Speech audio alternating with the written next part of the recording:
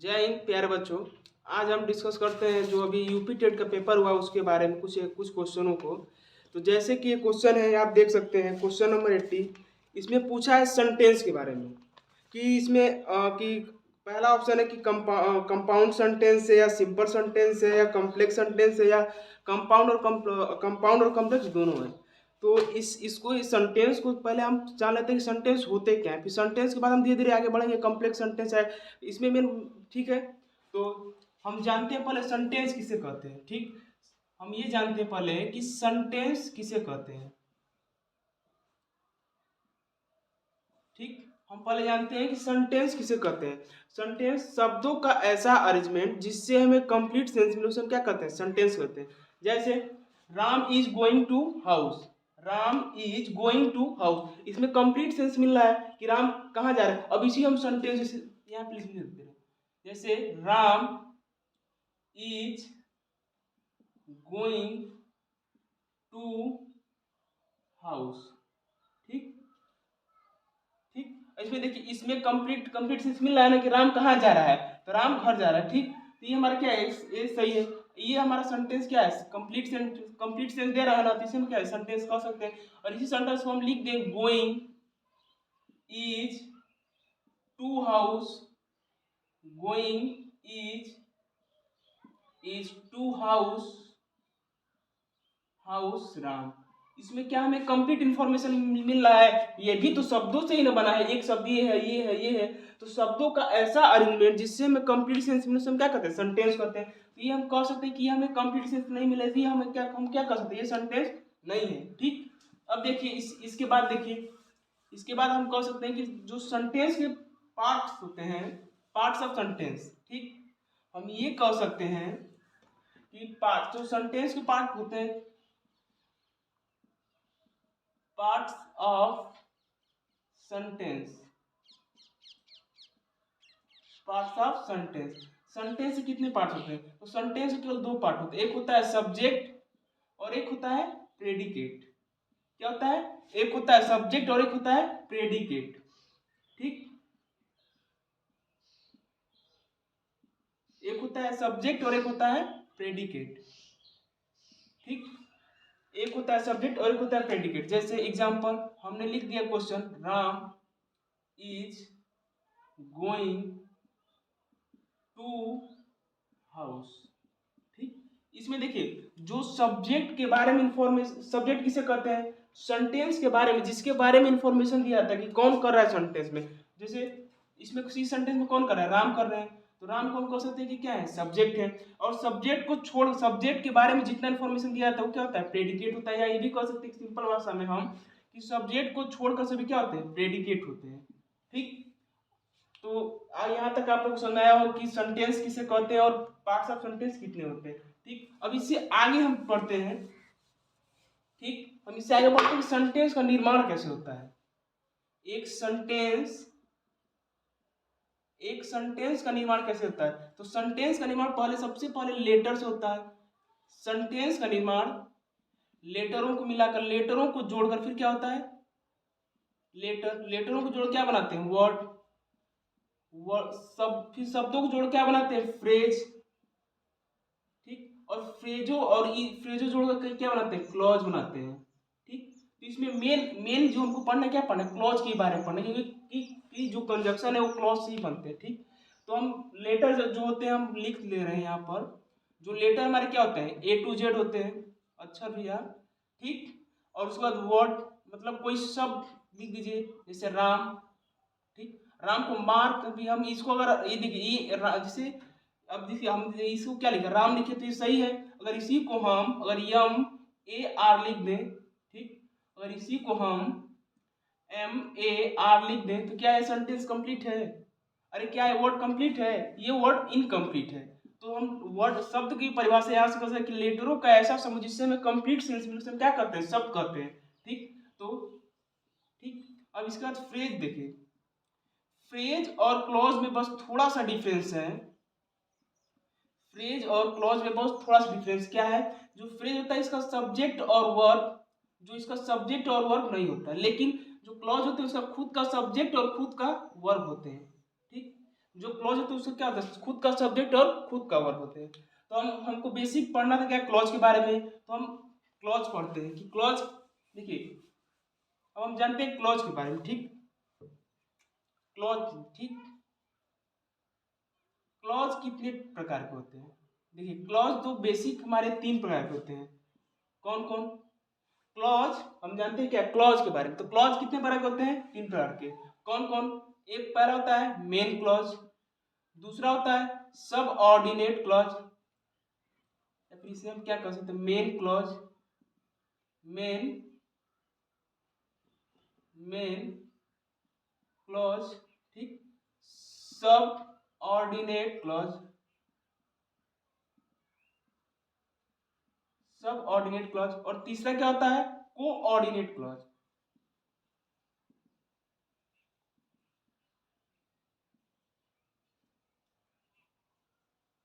Coordinate clause, ठीक। Clause कितने प्रकार के होते हैं, 3 प्रकार के। कौन कौन, मेन क्लॉज, ठीक, और सबऑर्डिनेट क्लॉज और कोऑर्डिनेट क्लॉज। तो हम ये जानते हैं कि मेन क्लॉज कैसे बनता है, ठीक, और सबऑर्डिनेट क्लॉज कैसे बनता है, और कोऑर्डिनेट क्लॉज कैसे बनता है। तो हम हेडिंग बना लेते हैं मेन क्लॉज के बारे में।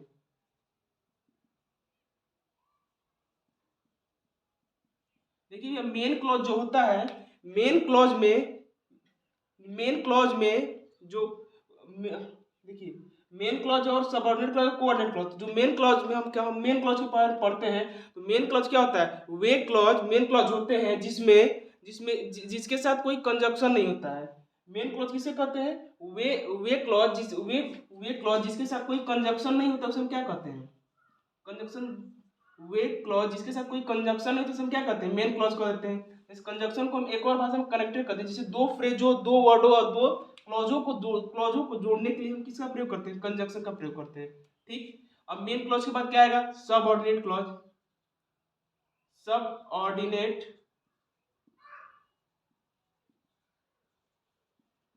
सब ऑर्डिनेट क्लॉज, ठीक। तो सब ऑर्डिनेट क्लॉज किसे कहते हैं, तो फैन बॉयज, क्या, फैन बॉयज, फैन बॉयज को छोड़कर, फैन बॉयज के कंजक्शन को छोड़कर बनने वाले, फैन बॉयज के कंजक्शन को छोड़कर बनने वाले क्लॉज को हम क्या कहते हैं, सब ऑर्डिनेट क्लॉज कहते हैं। तो इससे पहले मैं जाना कि फैन बॉयज किसे कहते हैं, ठीक।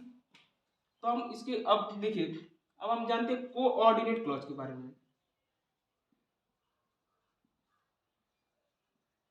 कोऑर्डिनेट क्लॉज, तो कोऑर्डिनेट क्लॉज क्या होता है कि फैन बॉयज के कंजक्शन के साथ बनने वाले क्लॉज को हम क्या कहते हैं, कोऑर्डिनेट क्लॉज कहते हैं। तो फैन बॉयज जो है हमारा ये फैन बॉयज के साथ नहीं फैन बॉयज किसे कहते हैं, ये देखिए फैन बॉयज का मतलब ये हुआ, यफ का मतलब क्या हुआ, देखिए यफ का मतलब फॉर, ए का मतलब एंड, नॉर, एन का मतलब नॉर, ठीक, और बी का मतलब बट, ठीक, और ओ का मतलब और, ठीक, और वाई का मतलब येट, ठीक, और ये सो। इतने कंजंक्शन से बनेगा तो कौन सा क्लॉज बनेगा, कोऑर्डिनेट क्लॉज बनेगा, ठीक।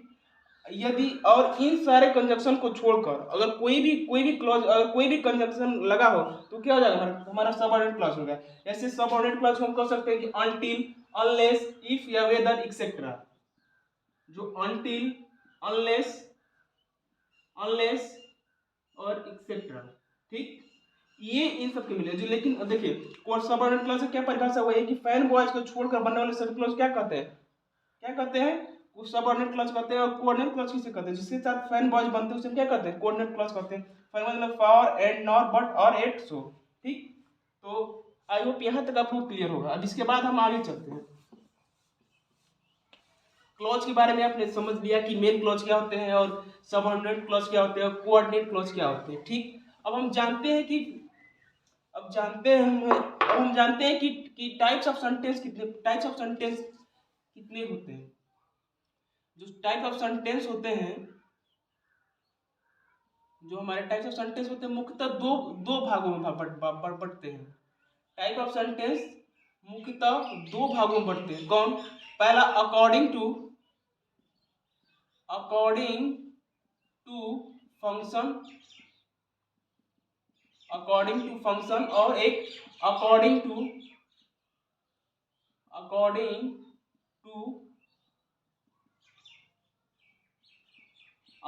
टू स्ट्रक्चर, ठीक, अकॉर्डिंग टू फंक्शन और अकॉर्डिंग टू स्ट्रक्चर। अब जानते हैं अकॉर्डिंग टू फंक्शन के हिसाब से कितने प्रकार के होते हैं। अकॉर्डिंग टू फंक्शन के हिसाब से 5 प्रकार के होते हैं सेंटेंस। कौन कौन?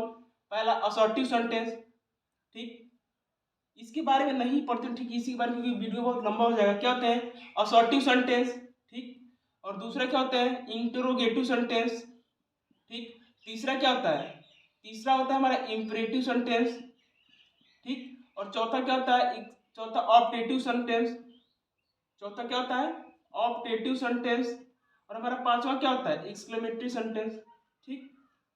यही हमारे 5 होते हैं जो ये इसको पढ़ा जाता है बहुत जगहों पर, लेकिन इसका कहीं जगह जिक्र ही नहीं होता है कि अकॉर्डिंग टू स्ट्रक्चर के हिसाब से कितने प्रकार सेंटेंस होते हैं। तो अकॉर्डिंग टू स्ट्रक्चर के हिसाब से 3 प्रकार के सेंटेंस होते हैं। कौन कौन? सिंपल सेंटेंस, कौन कौन? सिंपल सेंटेंस, कॉम्प्लेक्स सेंटेंस और कंपाउंड सेंटेंस। जो हमारे अभी इसी एग्जाम में यही से क्वेश्चन, किसी भी एग्जाम में यही से क्वेश्चन पूछता है कि सेंटेंस कितने प्रकार का सेंटेंस है। कोई भी एग्जाम में आया क्वेश्चन तो यही पूछेगा कि सिंपल सेंटेंस, सिंपल सेंटेंस, ठीक, दूसरा कॉम्प्लेक्स सेंटेंस,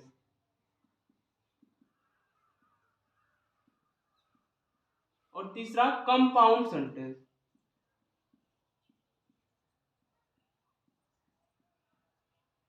ठीक। यहां तक आपको समझ में आया होगा कि अकॉर्डिंग टू फंक्शन 5 प्रकार के होते हैं और अकॉर्डिंग टू स्ट्रक्चर 3 प्रकार के होते हैं।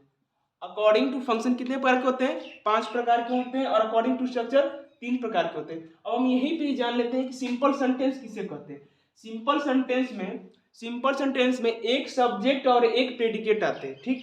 सिंपल सेंटेंस में एक सब्जेक्ट और एक ही प्रेडिकेट आते हैं और उसका एक ही मेन क्लॉज आते हैं, उसे क्या कहते हैं? सिंपल सेंटेंस कहते हैं। सिंपल सेंटेंस को हम प्रिंसिपल क्लॉज भी कहते हैं, या ठीक प्रिंसिपल सेंटेंस कहते हैं जी। उसके बाद कॉम्प्लेक्स सेंटेंस, कॉम्प्लेक्स सेंटेंस किसे कहते हैं? कॉम्प्लेक्स सेंटेंस किसी मेन क्लॉज में, कॉम्प्लेक्स सेंटेंस किसे कहते हैं? कॉम्प्लेक्स सेंटेंस सिंपल सेंटेंस उसे कहते हैं जिसमें एक सब्जेक्ट और एक प्रेडिकेट हो और एक मेन क्लॉज हो, ठीक। और कॉम्प्लेक्स सेंटेंस हम उसे कहते हैं जिसमें जिसमें एक मेन क्लॉज हो, जिसमें एक मेन क्लॉज हो और क्या हो, एक सबऑर्डिनेट क्लॉज हो।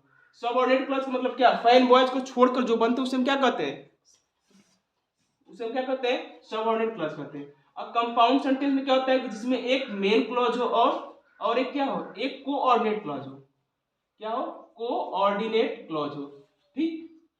तो यहां तक आपको समझ में आया होगा कि क्या। अब जैसे क्वेश्चन क्या लिखा था, क्वेश्चन लिखा था ये, देखिए क्वेश्चन ये लिखा था,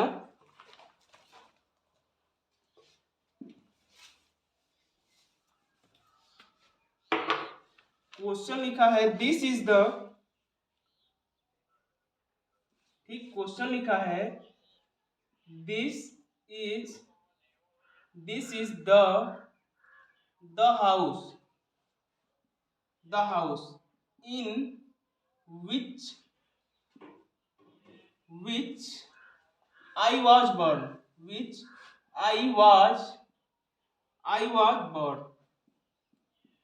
ठीक। अब इसमें ये पूछ रहा है कि इसमें कौन सा सेंटेंस है, ठीक, इसमें ये पूछ रहा है कि कौन सेंटेंस है। ऑप्शन ए दिया है क्या? ऑप्शन ए दिया है कंपाउंड सेंटेंस और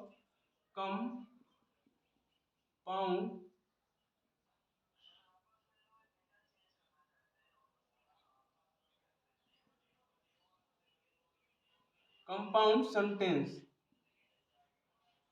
ठीक। और बी भी क्या दिया है? बी पार्ट में ये दिया है कि अ सिंपल सेंटेंस, ठीक। और सी ऑप्शन में दिया है, दोनों दे दिया है, a complex and a complex और अ कंपाउंड सेंटेंस,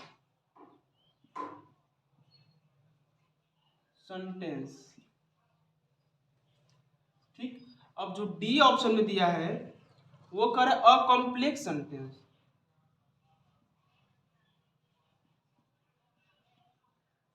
ठीक। तो देखिए हमने अभी क्या जाना, अभी ये हमने जाना है कि जिसमें सिंपल, यही से क्वेश्चन बना है ना, सिंपल सेंटेंस किसे कहते हैं और कॉम्प्लेक्स सेंटेंस किसे कहते हैं, और कंपाउंड सेंटेंस किसे कहते हैं, और दोनों में एक मैच करे, सिंपल और कॉम्प्लेक्स। तो हमने ये बताया आपको कि जो कंपाउंड सेंटेंस होते हैं उसमें क्या होता है, एक मेन क्लॉज होता है और एक कोऑर्डिनेट क्लॉज होते हैं। कोऑर्डिनेट क्लॉज क्या होते हैं, कोऑर्डिनेट क्लॉज जो हमारे होते हैं वो फैन बॉयज बन के आते हैं, फैन बॉयज। केवल यही आप रट लीजिए, आपका इस सेंटेंस कोई क्वेश्चन नहीं फंसेगा। फॉर एंड नॉट बट और एट और सो,